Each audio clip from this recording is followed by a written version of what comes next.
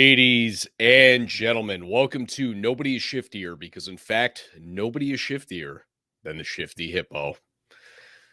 Guys, I got to start.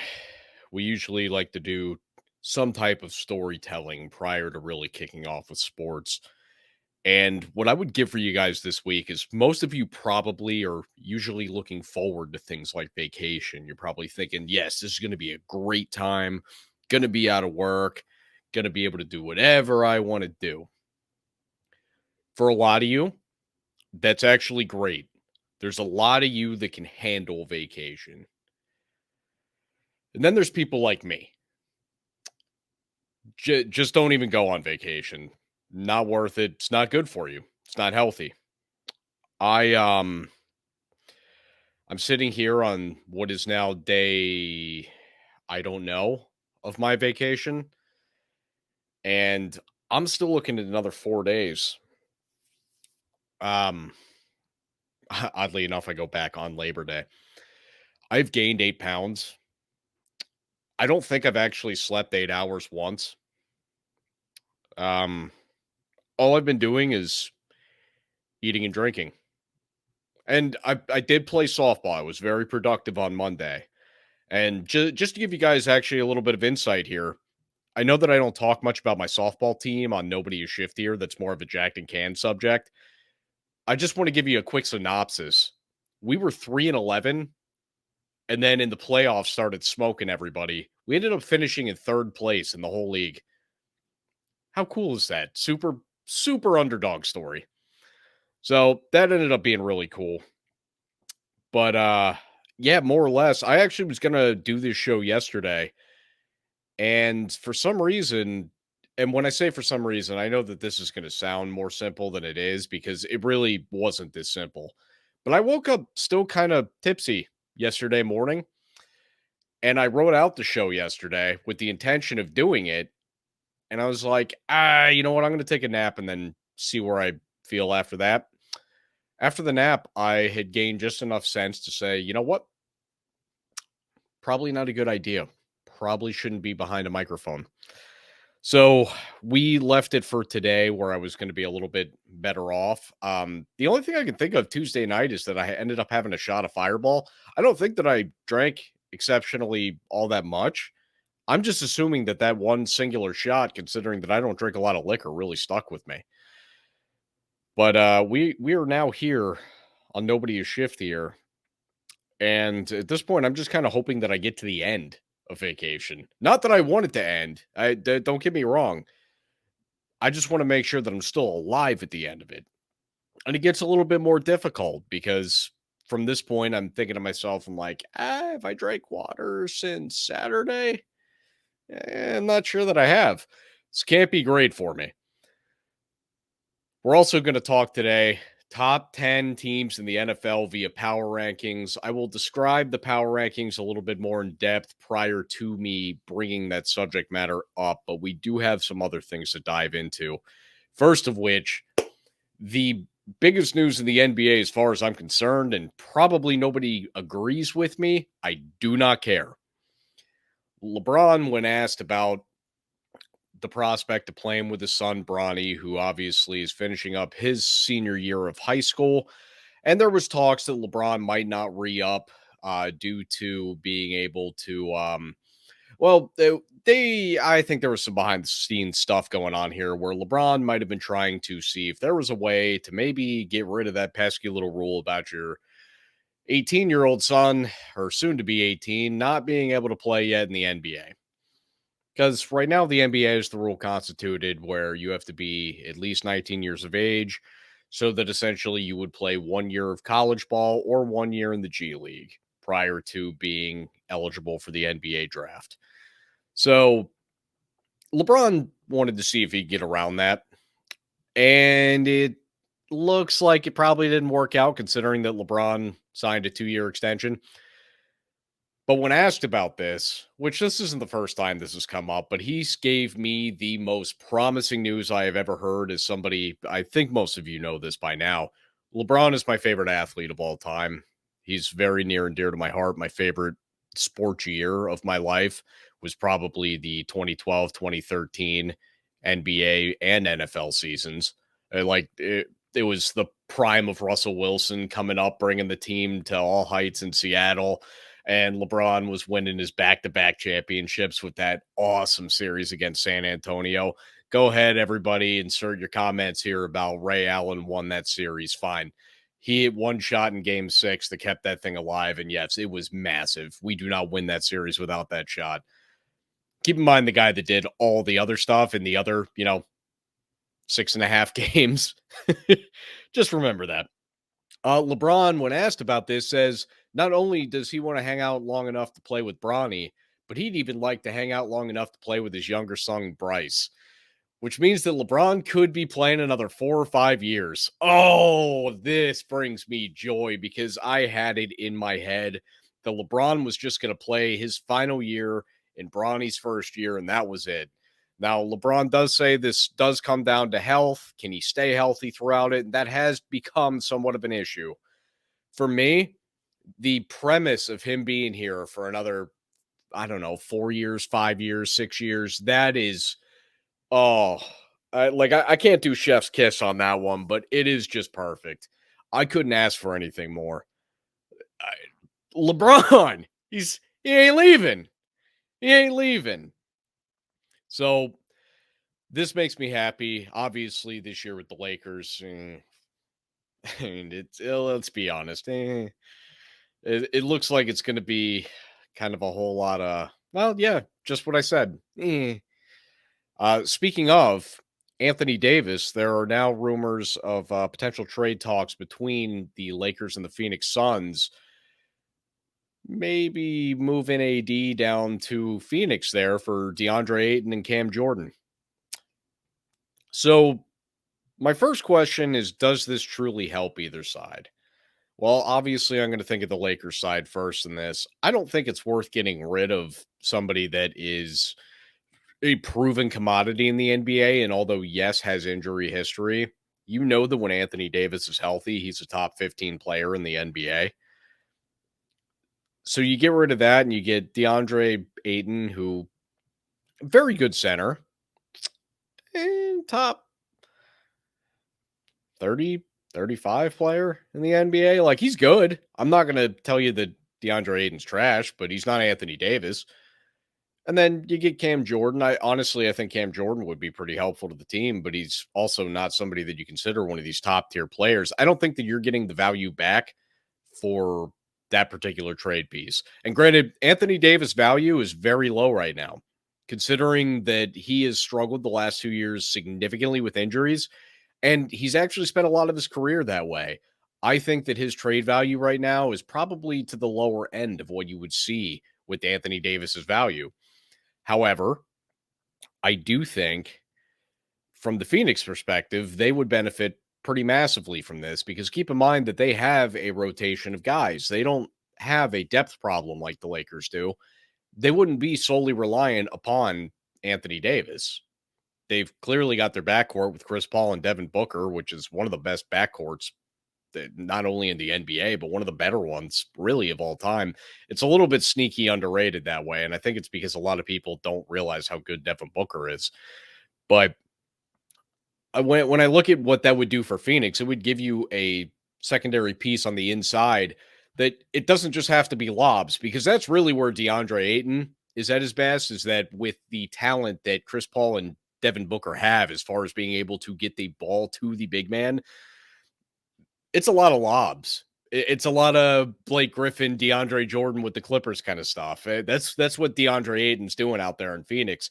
And he plays phenomenal defense, which also does Anthony Davis. But Anthony Davis brings a whole different element to the offensive game. Anthony Davis hits threes. Guy hits turnaround jumpers. Granted, I wish he would play closer to the rim a little bit more often because, let's face it, he's huge. I feel like he should be there more often. But he tends to try to play more of a almost like a like a large Carmelo Anthony version of the game of basketball. And it's like, well, dude, come on, use your size. If Melo was your type of big, Melo would also play the game right next to the rim all the time, and he would just also have this sweet touch. So I don't necessarily care as much for the way that Anthony Davis plays, considering what physical attributes he brings to the game, but there's no denying that he is a phenomenal piece who, let's be honest, he was 100% your second best player in that 2020 championship. I know it was in the bubble and people want to just like wipe it off the slate, but I feel like anybody does that anytime LeBron wins a title. So get out of here. Now, the biggest problem for this is that DeAndre Ayton, because there was an offer sheet match, and the NBA has a lot of weird rules with contracts. Like once a contract is signed or once a trade takes place, you basically can't move a guy for X amount of time. DeAndre Ayton cannot be moved until January 15th. Cannot happen. So that means the Lakers start off the season one way or another with Anthony Davis, unless they're trying to see what else they can get for him. Granted, I think they're just best off sticking with him at this point. Like, unless you're going to knock like a Dame Lillard trade, maybe a Bradley Beal. I don't see the point. There's just nothing else that I think is going to give you a whole lot more than what you get out of Anthony Davis. So we look at it this way, right? We get into January. It's coming up on the trade deadline. What if Anthony Davis has been awesome for you? Two things can happen there. One of which, you ride it out because you say, well, we're not going to get anything that equals Anthony Davis. Or if he's playing really well throughout the beginning of this season, other teams might also be coming in there going, hey, we saw you waving this guy around earlier this offseason here. Why don't we see if we can get him over our way? And maybe you get something better.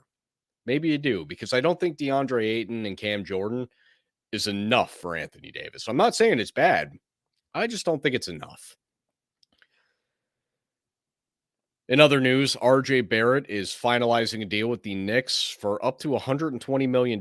May have already been finalized by this point. I'm not 100% sure because I was kind of catching this while I was writing things down yesterday, and I didn't see how close the deal was, but I saw the term finalizing, which usually means you're working out some kinks here and there, but it sounds to me like RJ Barrett's about to be wrapped up at the Knicks for quite some time. Now, where this becomes really relevant is keep in mind that he was the trade piece that was being waved around for Donovan Mitchell. So if it's not going to be RJ Barrett, chances are the New York Knicks, unless this is going to be a sign and trade kind of thing, it doesn't sound much to me like the Knicks are going after Donovan Mitchell anymore. Now, if I'm being honest, what I think this means is that Utah threw it out there. Yeah, for the right deal, we'll give him away. But also, considering the deal they just got for Rudy Gobert, odds are they probably wanted a haul that was more than anybody was willing to give up. Similar to Durant, similar to Kyrie. Granted, nobody really wanted Kyrie, but the point of it being is after the Rudy Gobert trade, Utah kind of already made their deal, right? They got all the stuff they wanted. They got all these draft picks. They got players to fill out the roster. They got all sorts of stuff. And they still have Donovan Mitchell. They're telling everybody, look, if you bring us something that is also equally as ridiculous to that stupid Rudy Gobert trade that we just pulled off, yeah, we'll make it happen. We'll give you Donovan Mitchell. But you better be coming with heat. Like, you cannot be coming in there with like, you know what? We'll give you an all-star guy and 3 draft picks. They're like, well, just got 5 for Rudy Gobert. They're not interested. They'd rather keep Donovan Mitchell, and that's fine. I think that Utah, all in all, is going to be, honestly, exactly the same next year. I don't think we're going to see them fall off at all. Rudy Gobert, phenomenal defender, but he gets played off the court because he can't shoot threes or guard the perimeter. So, honestly, we saw a lot of fourth quarters last year where Rudy Gobert wasn't even on the floor. Your second best player, not on the floor. In crunch time. Like, not a lot of teams go that direction. And honestly, I think it's going to be a little awkward for Minnesota this year when they figure that out. We're going to move over to the NFL. But first, we're going to have a little vacation beer.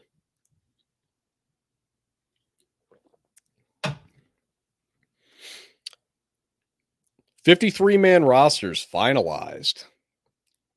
Yeah, we could talk about the cuts, but let's be honest. I mean, if they can't make the 53-man roster, what's that really do for most teams? I mean, I could talk about OJ Howard once again coming up short.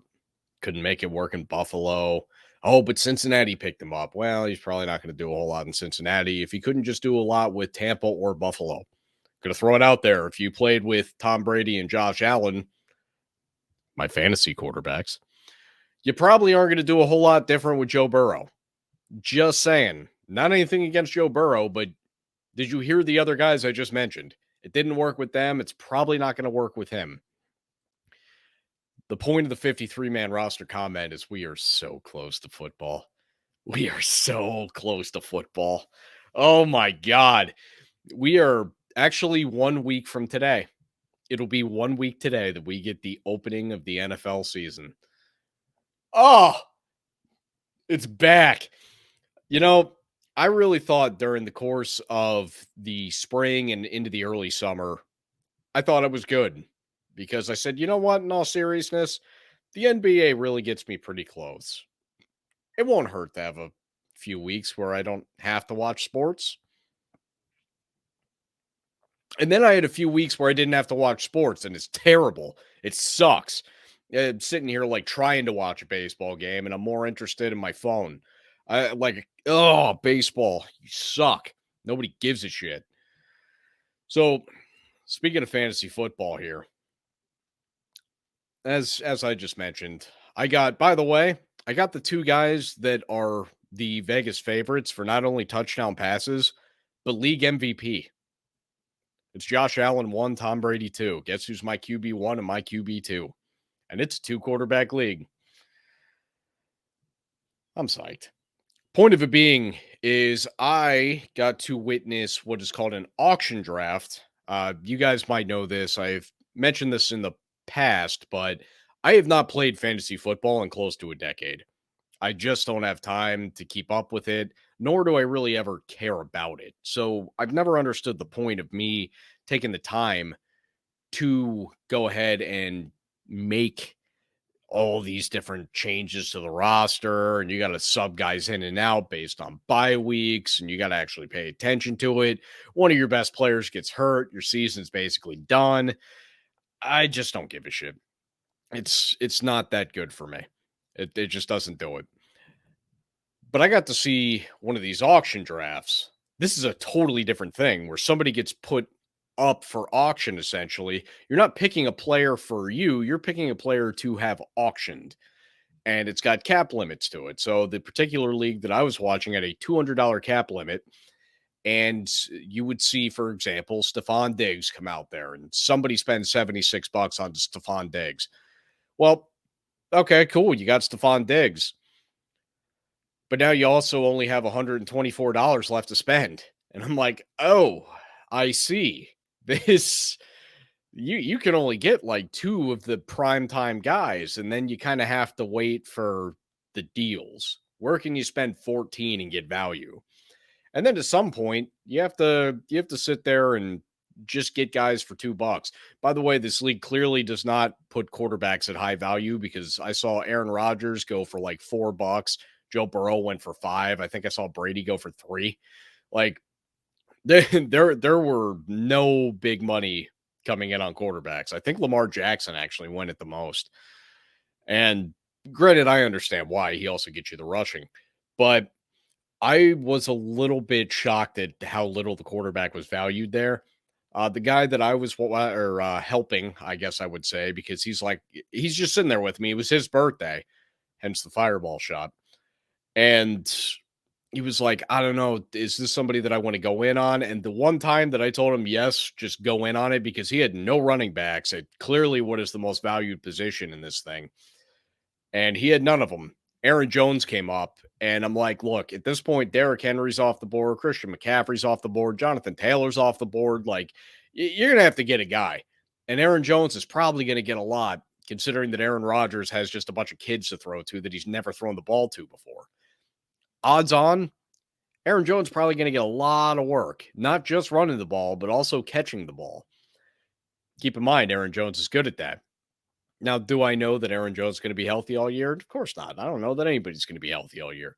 The only guy that I feel confident is going to be healthy all year is Tom Brady because I've only seen him sit out 1 year after Bernard Pollard caught him right in the knee, and they had to change the rule. Brady got hurt one time. They changed the rule. Nah, that was cheating. Dude, I cannot play one of these leagues. I will be so instantaneously hooked. I would be sitting there doing draft prep for like like I'd have to take a week of vacation just to do draft prep. I would spend the entirety of my 9 days off just prepping for a draft, where like the last day of that I actually do the draft. It would kill me. Not a shot in hell I'm ever doing that. But it was cool.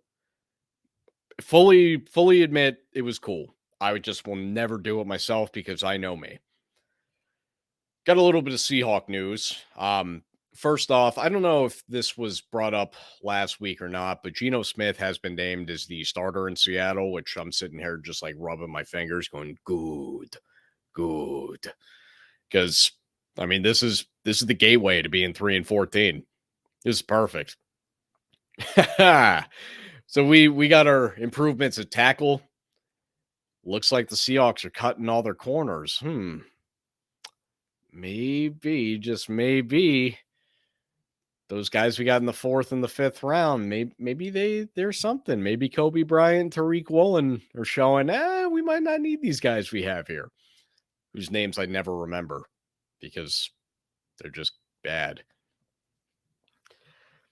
We're cutting guys left and right. The one that got me the most is we cut, I don't even remember the guy's name, but whoever we traded to get from the Eagles this offseason, like right when the offseason started, we made this move and we already cut him. And the only thing that pisses me off about that is I'm like, if you're going to trade a draft pick for somebody, keep the guy for at least a year. Because God damn it, now we basically just gave the Eagles a draft pick. And I know it was like a 6th round pick or something like that, but still, it bothers me. That could be Tom Brady. Damn it. It's frustrating. But I like what we're doing here. The only thing that I didn't care for is that we also cut Marquise Blair, who I think is actually a very solid defensive back. Not somebody that I think is a Pro Bowl type player, but he's 100% a guy that can be a fill-in, and I think he could start on some teams. So I understand he is listed as a safety, and we have 2 safeties. We don't need anybody over Quandre Diggs. We don't need anybody over Jamal Adams. But I liked having him on the roster. So that one was a little disappointing. But otherwise, this is good news for me because this tells me that Kobe Bryant and Tariq Woolen are having a hell of a offseason here. Their mini camps, their practices, all of that's gone well. And I think that we actually have a particular thing there. I've seen articles written that they show, for example, that we might have 4 rookie starters. And granted, obviously 2 of them are going to be the tackles. Like what I really think, and part of this is just premonition of what Jimmy Pibbs has talked to me about, being that he watches college a lot more than I do, and he knows these guys. Charles Cross, the left tackle that we drafted with the number 9 pick, probably going to be somebody that in year 1, you see some good, you see some bad, but chances are after year 1, guy's going to be really good. And I don't take much out of preseason, but that is actually what it looks like. Because from what I have seen, which is admittedly very little, Charles Cross appears to have some good and some bad. And hey, he's a kid. That happens. All right. I'm not worried about that. Abe Lucas on the other side, the whole thing with him is that he has all the potential in the world because he's physically built like a goddamn mountain. And thus far, through the preseason, it appears that he is just a goddamn mountain. Nobody's getting around him. That's awesome. Like, we grabbed him in the 3rd round just out of the prospect that he could be really good. If he turns out to be really good, then I am psyched. That means we crush it with 2 tackle picks. That's all I've wanted for like 5 years. This is my favorite offseason that Seattle ever had. I just mixed season in Seattle. My off Seattle that I ever had. And we lost Russell Wilson. Okay. I think that time was coming to an end anyway. I'm okay with this. We really revamped a lot of the roster. We're going to go into this year. Look, Geno Smith is not going to win a lot of games. That's fine. We'll utilize his losses to go get ourselves his replacement. Perfect. Good with that. The other thing that actually threw me off with the Seahawks specifically is that we cut Freddie Swain. Well, what that tells me is that we really like those 7th round receivers that we picked. And I would also assume that that means, oh man, I should have written his name down because I'm Dwayne Eskridge, the kid we drafted last year. He played so little, I forgot his name. It didn't even hit me for a second. Dwayne Eskridge is probably having a pretty good offseason as well. And so we said, okay, Freddie Swain, that's cap space that we don't need to spend right now. I would have liked to see if we could have moved Freddie Swain because, frankly, I think we could have gotten at least a 4th round pick for him. But, I mean, this is still good news to me. Us cutting the guys that we're cutting tells me that the kids we have drafted are panning out. It's beer time.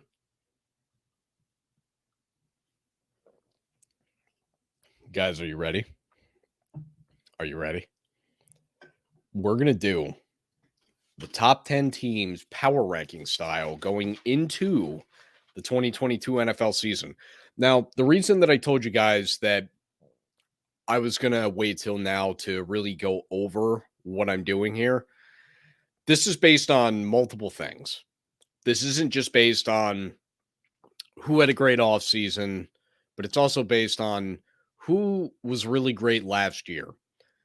So you're going to see, for example, teams that I had not necessarily towards the top of the league by their records still be in this top 10 power rankings. I don't want to give away anything, but I have a team that I have missing the playoffs in these power rankings. The reason being is that they still have to go out there and do what I think they're going to do when the regular season starts. I can't just say, nope, this team is number 14 or 15 or whatever the case may be. I can't just have them down there because I think that eventually they're going to be there. As of right now, they're coming in here as a team that, most people would probably have in the playoffs. They're coming in as a team that most people would say is a top 10 team in the league. So without further ado, let me explain my top 10 power rankings. Number 10, the Las Vegas Raiders. Now, with this, you're going to find something here for the first time ever. Actually, it might not be. But it also might be. The first time ever that there are 4 teams in one division that I have in the top 10 of power rankings. Look, the Las Vegas Raiders had themselves an offseason where they essentially took an already good team that through everything they went through last year between John Gruden, there's all sorts of stuff with their ownership that's constantly flipping. There's guys that are fleeing the scene like they just all committed a crime, and they very well might have. The Las Vegas Raiders played good football all damn year. It was crazy. And then to go with that, they add Davante Adams. Now, is Davante Adams going to be the same Davante Adams in Vegas as he was in Green Bay? I honestly don't know. There's a lot of people telling me he's the best receiver in the NFL. I don't think I agree with that specifically, but I would still tell you that he's top 5, top 7, maybe. I'd probably lean top 5. And Derek Carr hasn't really had one of these guys. He's got Darren Waller, but that's his tight end. He hasn't really had a top-notch receiver really throughout his career. So I think that you're going to see Vegas have a much more explosive offense where Derek Carr's been playing it very safe, I'd say, for the last 5 years or so. He always is right around the league lead in percentage because he's constantly dumping the ball off. But if you remember back in, I want to say it was 2012, Derek Carr was known as the gunslinger. He was Brett Favre. He's the new Brett Favre. It's not that Derek Carr can't throw the ball downfield. It's just that he hasn't had anybody to throw it to downfield. Like I'm going back and I'm trying to think of guys that he's had. I mean, he had a short time with Jordy Nelson, but Jordy Nelson was pretty much done. I don't even think Darius Hayward Bay was during his time. I think that was prior to him. He was a speedster at least. I mean, you could occasionally take a shot. I don't think that Derek Carr's ever had a weapon like Devontae Adams or anything even relatively close. This is going to be a hell of a team. It's unfortunate for them they play in the division that they do because I think they might win every other division other than the East with Buffalo there. They would fight for every other division in this conference, and they could probably win at least two of the divisions in the NFC. Las Vegas Raiders will be number 10. Number 9, the Green Bay Packers.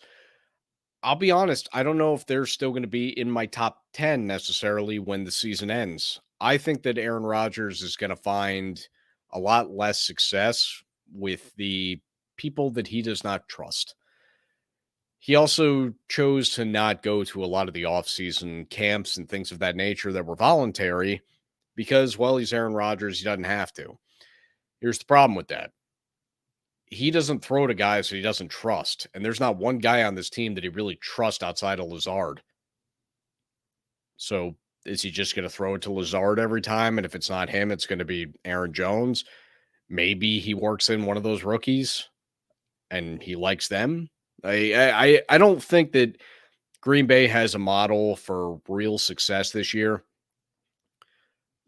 But I still keep in mind 2 years ago, actually, was it? Yeah, 2 years ago, they went to the NFC Championship game. Last year, they made it to the divisional round, right? I feel like they did. I don't feel like they were an early exit. I mean, they've been 13-3 for like 3 or 4 years. It's been kind of crazy. They just keep winning all the regular season games, and then when the playoffs come, it's like, well, okay, they're done. So I think that we're going to see less regular season success from Green Bay, and frankly, I don't think it translates any differently in the playoffs. But I cannot have them outside of my top 10, considering what they've been for the last few years. Aaron Rodgers is still there. There's no reason for me to, without assumption, take them out of this top 10. Number 8, I got the Baltimore Ravens, and admittedly, and I probably should have mentioned this last week too when I went through every NFL team's record. I think that the Baltimore Ravens are probably the team that I have overrated the most over the last maybe 3 years. Pretty much since Lamar had the MVP year. I just keep assuming there's going to be more growth, and then there continues to not be. I'm doing this one more year. If I don't see growth out of what this team can be, then I won't do it again. Or at least I'll take a year off of it. But I have to keep going with this because I really think that there's something special there. Lamar Jackson didn't just win MVP because he was super talented and was able to put together one holy shit crazy season. Lamar Jackson's really good. He obviously does things that nobody else in the NFL can do with his legs. And yes, he's not the best thrower of the football that there is out of the 32 quarterbacks that are starting in the NFL. He's not. But he's also not the worst.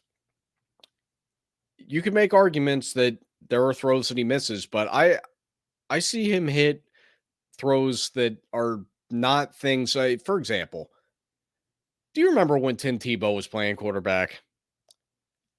Tim Tebow had a winning record, at least for a long time. And honestly, I don't think he got to play long enough for it to be a losing record.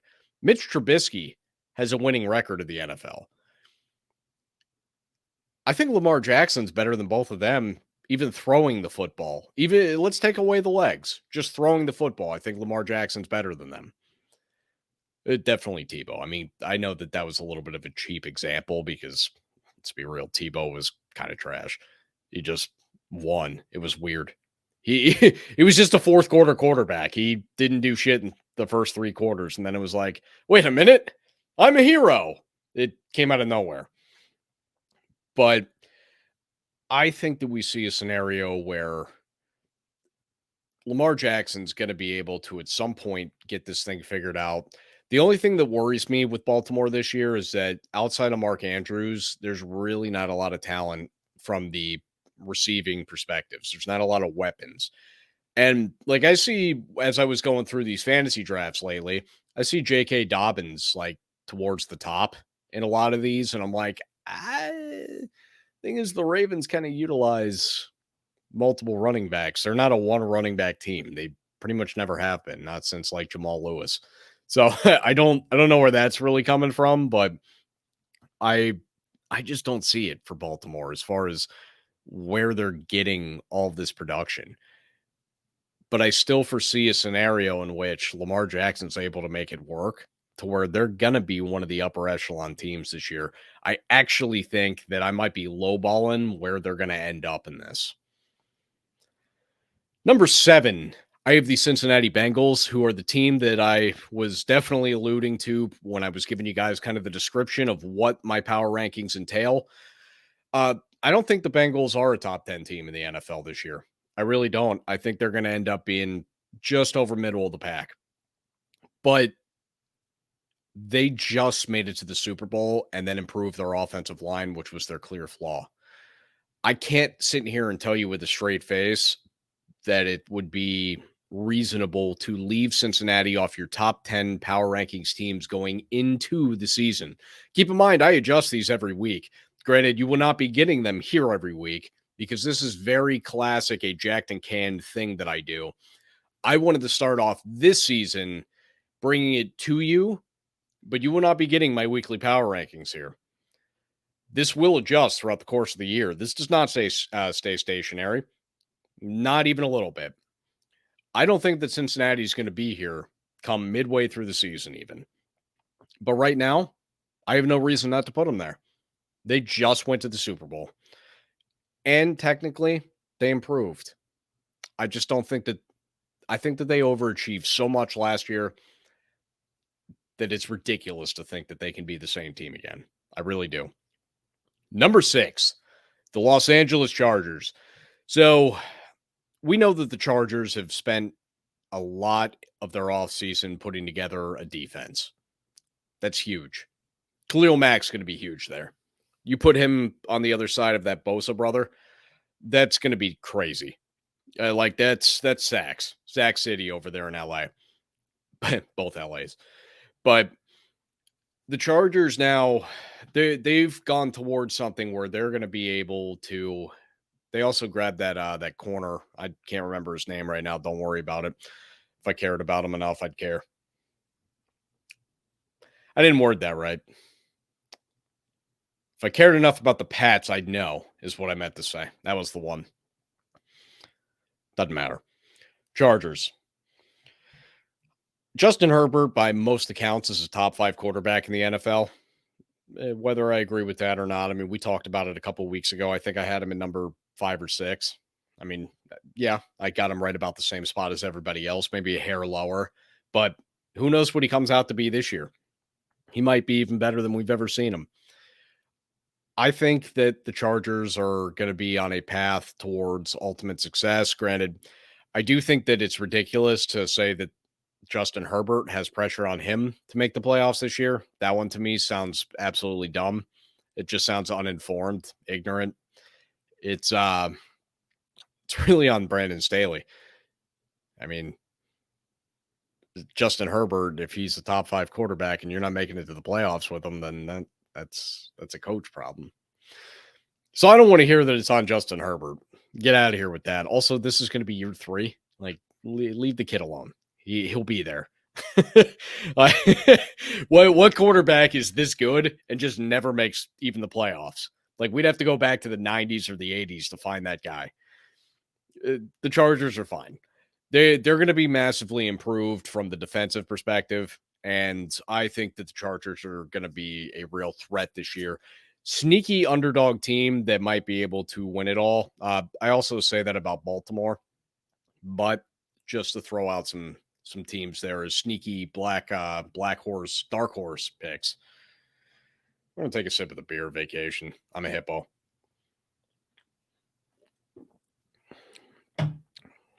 Number 5, the Denver Broncos.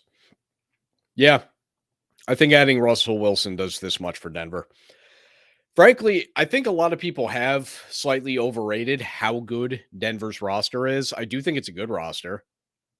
I think his weapons are worse in Seattle or worse in Denver than they were in Seattle. He doesn't have DK Metcalf or Tyler Lockett over there.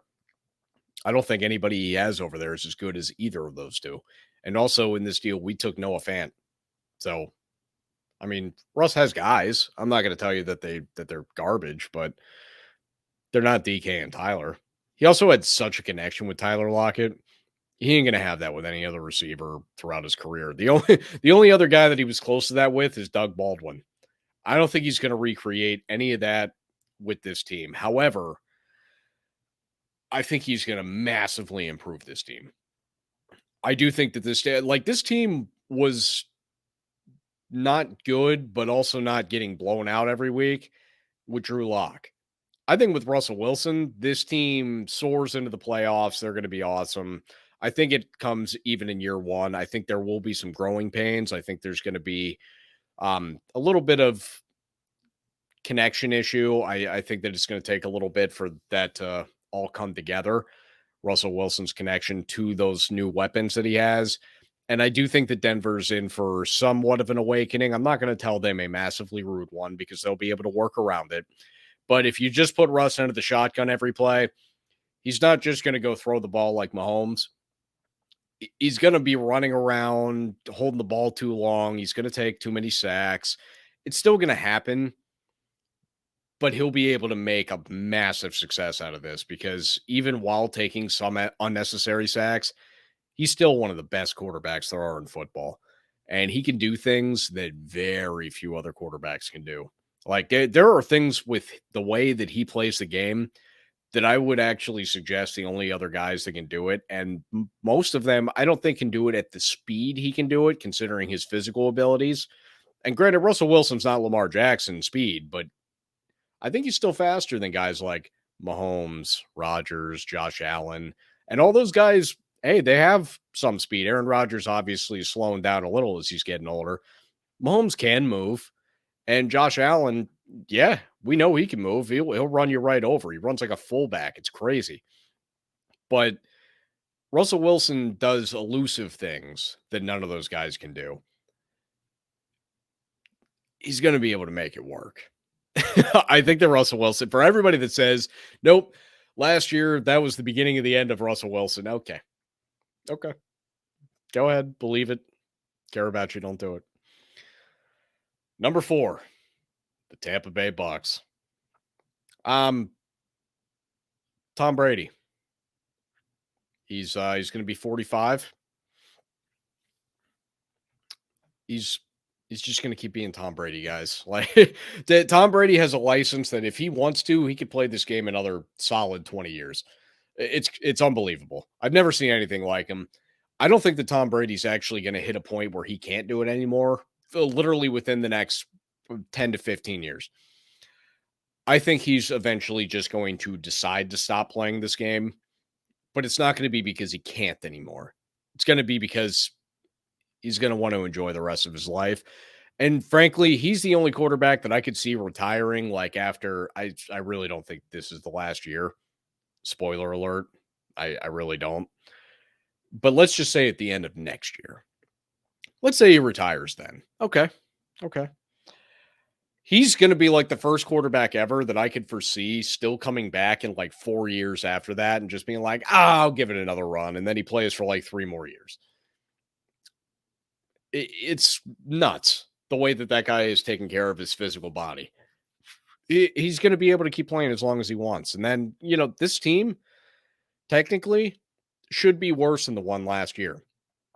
There's no Antonio Brown, which you can say what you want about that particular, movement of roster. Maybe that's not really a loss, but he did have some on-field actual success with Antonio Brown and clearly had the connection point with him because he had him in his house.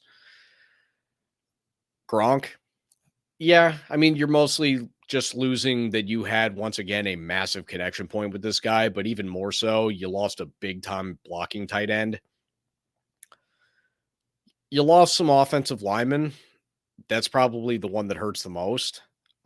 Because even a tight end, you still got Cameron Brate, who let's be real about Cameron Brate. He's the perfect tight end in the Tom Brady system, because he's always open 6 yards down the field. So while you've got all your crazy receiver routes going on throughout the entirety of the defense, like just blowing by guys, if none of those guys end up getting open, Cameron Brate's always going to be 6 yards downfield by himself. It's just always there. You can't really stop that in the NFL today for the most part. And Cameron Brate is perfect at running 6 yards, turning around, catching the ball, and getting tackled right there. That's fine. Do I think Julio Jones does a whole ton? No.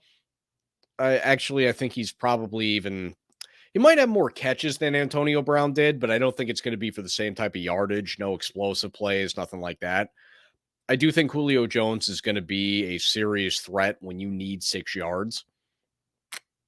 And then they have Mike Evans and Chris Godwin. I mean, do they really miss Antonio Brown?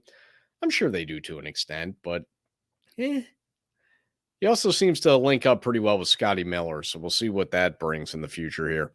Defensively, they're good enough. Like they don't have to be a top level defense to be able to contend because once again they have that Brady monster. So I think that Tampa is going to be one of the top tier teams this year. As I said last week, I've got them winning the Super Bowl. That might be a me problem, but I'm sticking with it for now, even though I think the number 3 team that I have is the team that I feel best about. The Kansas City Chiefs. Look, they lost Tyreek Hill. They should be worse, right? Well, we'll see. I think that what they did in the draft there is they drafted a couple of guys to attempt to replace somewhat of the Tyreek Hill value. They also went and got Juju Smith-Schuster, who I don't know what to do with him, frankly. I'm not sure that he is or is not good. I know that when his drop off in production came, also was pretty much synonymous with the drop off of Big Ben. But I don't know that that necessarily means that that was on Ben because I saw guys like Chase Claypool become good receivers. So to me, that says that there's something with Juju. I don't know what him going to Kansas City does, but Kansas City is still going to be a monster of an offense. And keep in mind, too, that Clyde Edwards-Helaire, very well known in college for his ability of catching balls out of the backfield and very underused so far in his NFL career. So I wouldn't be shocked if there's a lot more running back based passing plays that come from Kansas City this year, just because they don't have the same over the top threat that they had with Tyreek Hill. I don't think there's anything to worry about with this team, and I do think Patrick Mahomes is the best quarterback in football. So you can go ahead and put whatever you want in front of me. I'm just going to continue to tell you that the Kansas City Chiefs are likely better than you. I just couldn't put them above 2 teams to begin the NFL season as far as power rankings go via the way that I do them.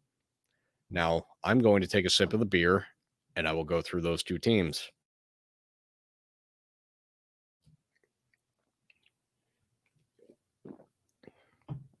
Number 2, the Buffalo Bills.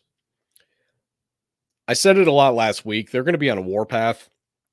Josh Allen, favorite to win the NFL MVP via Vegas, and also my starting fantasy quarterback. So Josh Allen is going to be ready to rip. I think that the majority of this team is pissed at the way that they had to end that last season. I mean, they literally changed a rule because that game was so fun that they didn't want it to end. The NFL was like, no, we need more of that game. Like, keep playing that game. They could have played that game all the way till the beginning of this NFL season, and nobody would have even given a shit about a Super Bowl. That game was that good. It was just fun. That's exactly what you want football to be. The Bills are going to be really good, man. There's no way around it. Their defense is actually very good. Their offense is incredible. Josh Allen worries me the way he plays that eventually he's going to get hurt, but it hasn't really happened yet. I saw him get a concussion one time against New England, and that was it. And actually, I think it was something where he even suited up later that same game, even though I thought I watched a man die on the field. The Bills, they're going to be incredible, and it's going to take a lot to get them out of this year. I still have faith in the Chiefs just because I really do believe that Patrick Mahomes is the best quarterback in the NFL. But I do also think that Josh Allen's the second. So do what you will with that. I think that Josh Allen will put up more numbers this year than Patrick Mahomes. That's what I'm going to give them, and I think that they will have a better regular season than Kansas City will. And Buffalo's got a tough schedule. It's not the easiest. Their division isn't tough, but they pretty much play every division winner in the NFL. Like they don't have an easy one here, but I think they're going to be able to make it work. Speaking of tough schedules, number one is the LA Rams, who are the reigning Super Bowl champions. I told you guys this. I don't have the Rams even going back to the Super Bowl, but I do think they make it to the NFC Championship game. And if you tell me right now it's Rams Bucks in the NFC Championship and the Rams win, am I going to be shocked? No. I don't. I would lean towards Brady, but no, I won't be shocked. I just saw it last year. I can't be shocked. I was shocked last year. I won't be shocked again. The Rams do have a tough schedule, and I don't think that their regular season record is going to reflect how good this team is because, I mean, they have to play Buffalo, the AFC West, which is what I have is 5 playoff teams right there. They have Arizona twice this season, which, well, I have them in the playoffs too. So I got them having 7 games right there where they're playing playoff teams. And I don't remember off the top of my head if they play any other ones that I have there, but like I wouldn't be shocked if they're playing Dallas and Green Bay at some point. Like they're gonna have to win some tough games. They cannot just beat the bad teams and have like 1 or 2 like yeah, we beat a good team. They can't have that. They're gonna have to really come out there and beat the shit out of some really, really, really top tier football teams. I think they're gonna be able to split them. I think they are good enough that they're going to be able to beat, once again, granted, week 1, I put nothing into, but game 1, it's going to be Buffalo and Los Angeles, right? I think Buffalo is going to win. If the Rams win, am I shocked? No, not at all. I mean, A, week 1 is the weirdest week in the NFL. I will take nothing of it. And B, the Rams are really good. Like, I know that I have them top of this power rankings. This is because they won the Super Bowl last year and they are still a really good team that I have going very deep into this NFL season. I don't anticipate that they will be there by the end of the season. I actually think they're going to be somewhere between the 6 and 10 spot. Once the playoffs come around, they're definitely going to be winning some games because I think other than Tampa, there's really no other great teams other than themselves and Tampa in the NFC.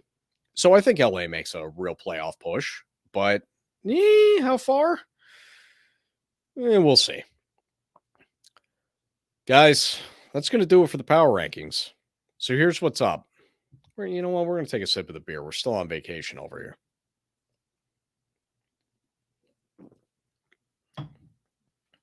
I guess I should mention this too. For those of you who just listen to the show and you don't watch, I got the vacation hat on and I'm the Shifty Hippo today.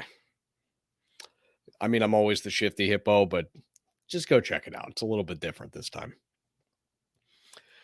So next week, what I'm going to do is I'm going to try to get an episode in early in the week. That way Zach has time to go get the audio, the video, put it out there for me to give you guys picks going into the NFL season. Won't be the only thing we're doing. We're going to go through a general show as well, but this is going to be my last build up to the NFL season. Because once the NFL season starts, there's not going to be top 10 lists. There's not going to be any of that. We're just going to be talking what's going on in the league, what's going on in the NBA, what's going on occasionally in the UFC. We'll be talking about those things the way that we have since this show started. It's not going to be about top 10 lists. But there's going to be one more precursor to this NFL season. And keep in mind that as we get closer to the NBA season, you're going to get some of these lists for the NBA as well. So, ladies and gentlemen, with that said, this has been Nobody Is Shiftier.